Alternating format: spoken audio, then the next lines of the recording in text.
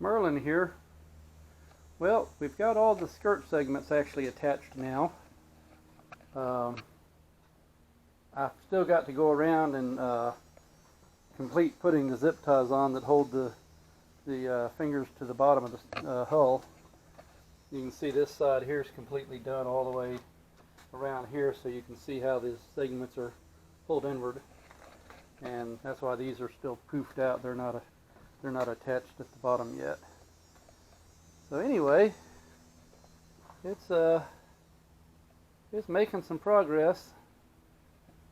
That's another step. Once we get the zip ties done, that'll be another step of the project completed.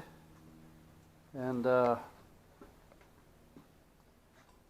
once we have that finished up, I'm going to continue on with getting the engine ready to run.